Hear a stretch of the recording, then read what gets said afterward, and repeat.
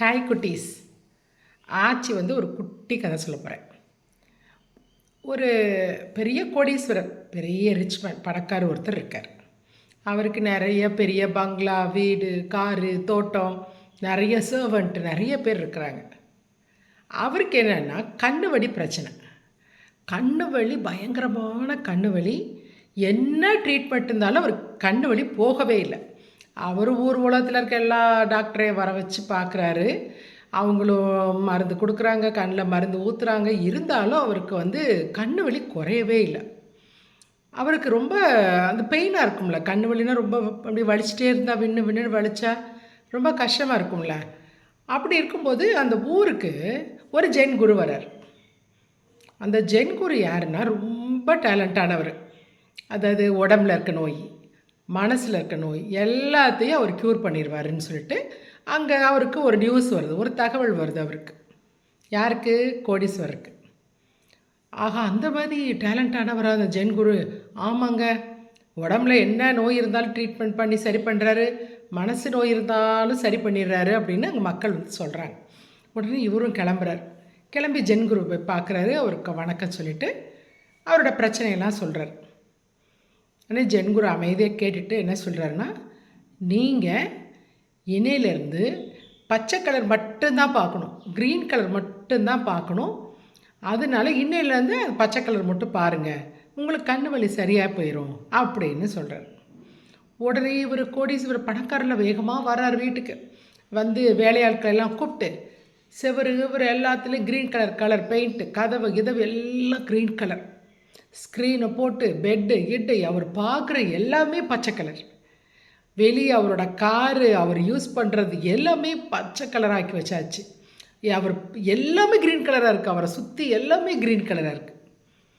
அவரும் லட்சக்கணக்காக செலவு பண்ணுறாரு, லேக்ஸ் கணக்காக செலவு பண்ணி அந்த வீடையே, அவர் சுற்றி இருக்க இடத்தையே மாற்றிட்டாரு பச்சை கலராக.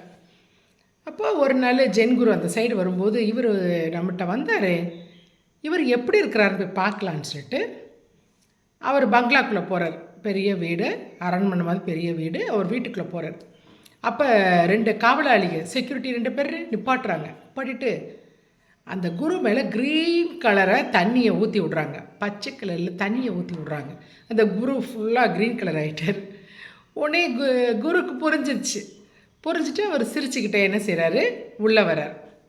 உள்ளே அவரும் க்ரீன் கலர் ட்ரெஸ் போட்டு, கண்ணு வலி வச்சுருந்தாரே அவர் ஃபுல்லாக அவர் க்ரீன் கலர் ட்ரெஸ் போட்டு அவரை பார்த்தோன்னே அவரை வெல்கம் சொல்கிறார். வாங்க குருவேன்னு சொல்லிட்டு அவரை உட்கார வைக்கிறார்.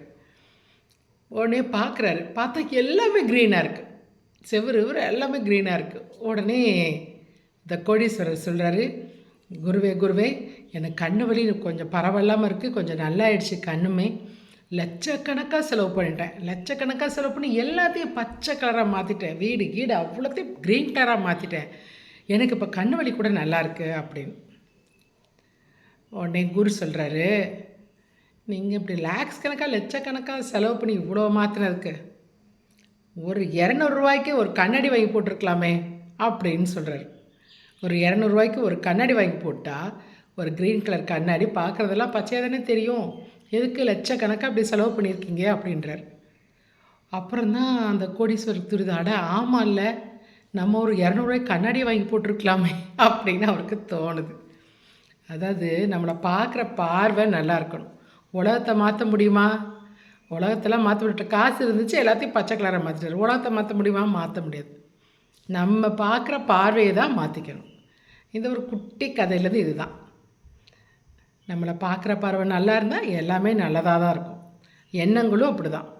நம்ம நல்லதை நினச்சா நல்லது மட்டும்தான் நடக்கும். அதே மாதிரி நம்ம பார்க்குற பார்வையுமே நல்ல பார்வையாக இருக்கணும். அப்போ தான் நம்மளும் நல்லா இருப்போம், நம்மளை சுற்றி இருக்கவங்களும் நல்லா இருப்பாங்க. ஆச்சி வேறொரு குட்டி கதையோடு வரேன்.